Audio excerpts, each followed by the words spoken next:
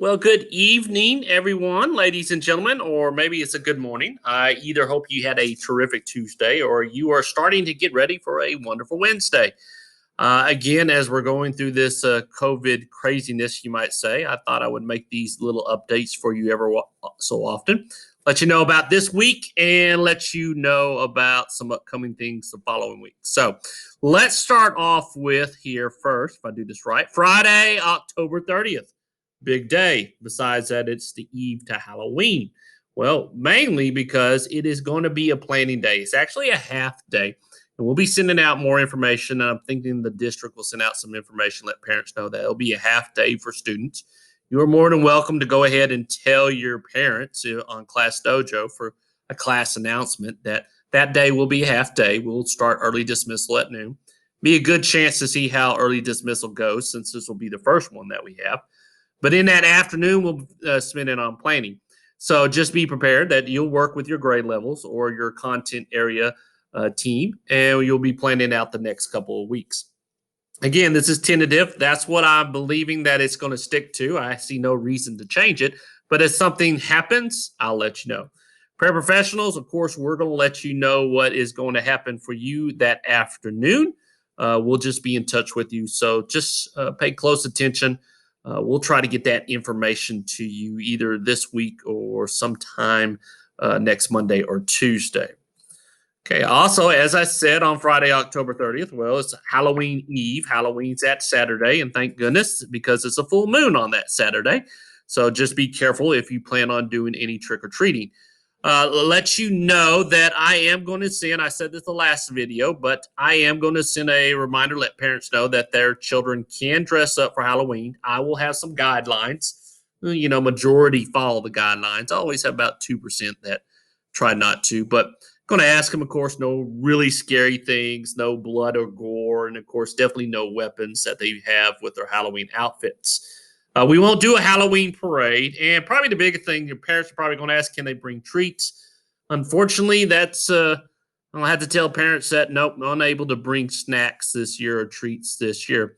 Just one of the many downers, I guess you could say, because of what we have to put up with due to COVID. Now, that week also, just let me back up a little bit. That whole week from October 26th to October 30th is Red Ribbon Week. Okay, so the district's kind of shared, and I have shared just some details of some dress up days, wear red on Monday, so on and so forth. I'll be sharing those again, but just to let you know, it's going to be an interesting week. Of course, this whole year's been interesting, but just embrace it. I would bet. Go ahead and say, and we'll be sending out some information about Red Ribbon Week to the parents and just some other information to you on what the dress up days will be like.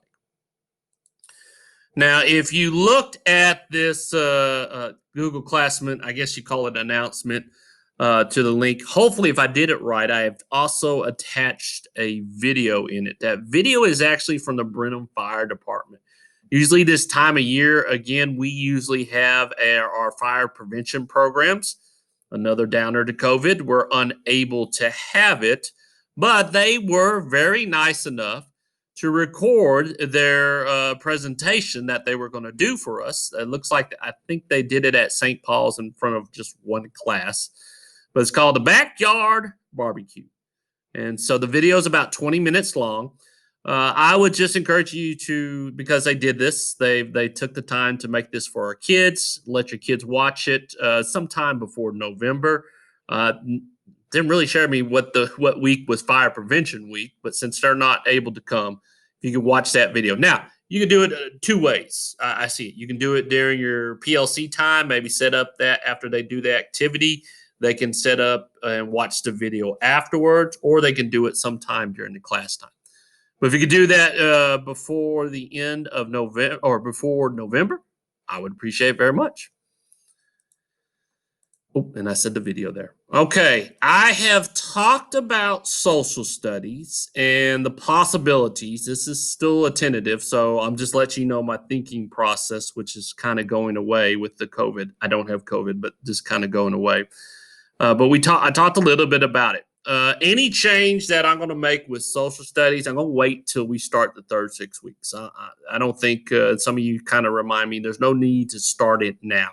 So we're going to hold off from it until we start the third 6 weeks at this moment. Now, I say at this moment, I'm looking, there's a lot of different parts in this just by doing this. I'm making sure that, okay, can we do this successfully? Is this going to help our kids if we do this? But one of the things I'm looking at, of course, like I said, not start the third 6 weeks, but taking the PLCs away on Fridays, meaning basically during that time, that would be your time. You're staying in the classroom and that you are working with your kids over social studies for 20 or 30 minutes.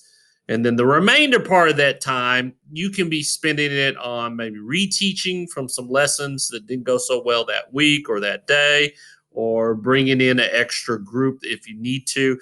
We'll be flexible. We'll probably talk about what that time needs to look like. So, again, let me just reiterate, this is tentative. So there is a lot of things I need to kind of be observant on before we make this official. And we start this process up. So I will continue to update you, but this is kind of what I'm looking at right now. You would use that 20, 30 minutes of instead of PLC time doing social studies, probably to recap what were they working on the Google Classroom. Just give you some more, a little direct teach, recapping what they did, making sure they understand before proceeding on into the next week. So again, tentative, but hopefully I will iron this out the best that I can. Oh, look, see, tentative. And also, this is that time of year we start talking about the fall benchmark for our third and fourth graders. I have somewhat of a plan of possible dates. There's possibles. I'm looking at maybe December 2nd for fourth grade writing, and December 8th and 9th for third and fourth grade math and reading. Now, those again are possible dates right now. I need to go back and just kind of look at the calendars on that. The third and fourth grade teachers, if you see something different or maybe we can change something, let us know. Let me know. I'm flexible on that. This is just kind of what I'm looking at right now. A lot of questions are still involved, especially for like Ms. Osloff, Ms. Abel, the remote teachers. What is this going to look like for remote? These are things that we have to talk about. What is this going to look like? Can we do a full blown, like we do the practice star in the spring? We're going to have to see. And this is just kind of those challenges that we'll have to kind of work out. But these are some possible dates. Again, December 2nd, December 8th and 9th. Third and fourth grade teachers, if you see something right now, maybe I don't see, if those dates are not good, just let me know and we can reschedule and see what's going to work best for the kids. Also, of course, we use a benchmark to gather data.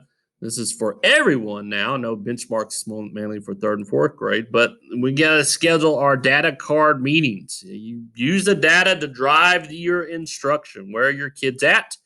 Where do we need to get going? I always told you the most important thing you can do is know your kids.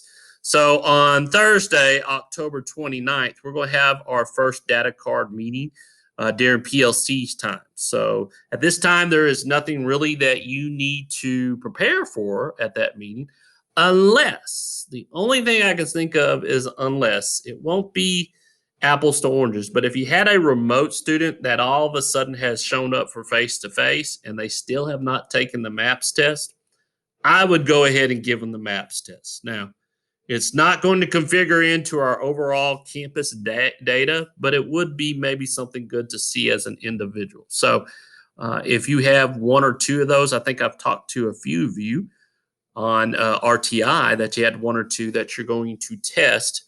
That'd probably be a good idea if you can work that out. Of course, if you need help, just holler at us and we'll see what we can do. So, ladies and gentlemen, that is going to wrap up the Alton updates for now and things like that. How many times did I say that? I'm not sure.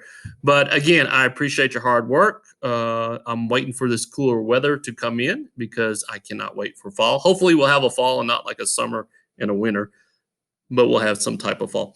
But anyway, I'm very proud of you. Keep your heads up. Keep working hard. Keep making a difference in the lives of the children because you are. You take care, and we'll talk to you later.